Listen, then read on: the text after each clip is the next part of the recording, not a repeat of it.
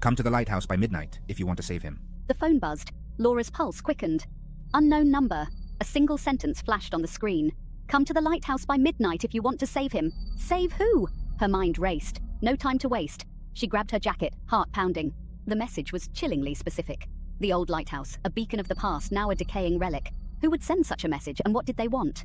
Fear battled with duty. She had to go. A life might hang in the balance. Stepping into the night, Laura felt a shiver crawl down her spine. The salty air was thick with the promise of rain. This was a trap. She could feel it, but she had to walk into it.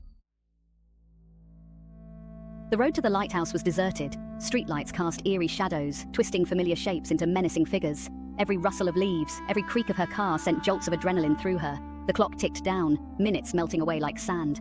11:38 p.m. She was cutting it close. Her headlights cut through the thickening fog, the beam struggling to penetrate the swirling grey.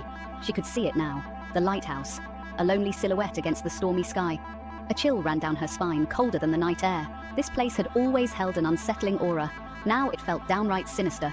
Pulling up to the base, Laura killed the engine. Silence descended, broken only by the distant crashing of waves. 11:56 p.m., 4 minutes.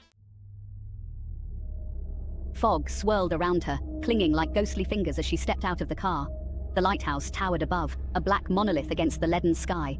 Its single eye, usually a reassuring beacon, was dark tonight. Blinded. The air was heavy with the smell of salt and decay. The only sound was the mournful cry of the wind whistling through the crumbling structure. It sent shivers down her spine. Taking a deep breath, Laura started her ascent. The wooden steps creaked under her weight, each one a groan of protest. She pulled out her flashlight, the beam a meager defense against the encroaching darkness.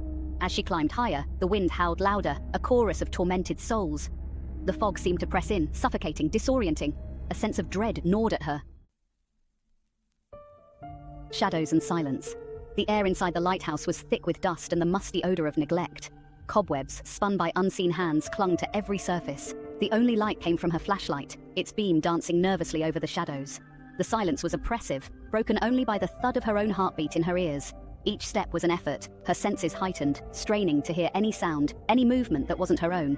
Reaching into her pocket, Laura's fingers brushed against the cold steel of her gun. Reassurance, or a false hope? She wasn't sure anymore.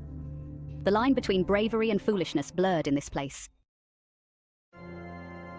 A ghost from the past. The beam of her flashlight flickered, plunged her into darkness. Panic surged. Fumbling for the switch, she clicked it repeatedly. Nothing. She was trapped in the suffocating blackness. Looking for this, sis? A voice chuckled from the shadows. The sound sent chills down her spine. It couldn't be. Then a face swam into view, illuminated by a flickering Zippo lighter. A face she thought she'd never see again. Hello, Laura. Her brother grinned, the flame dancing in his eyes. Long time no see. He was supposed to be dead, lost at sea years ago, yet here he stood, very much alive. Welcome to the game. The heavy metal door slammed shut with a resounding clang. No escape.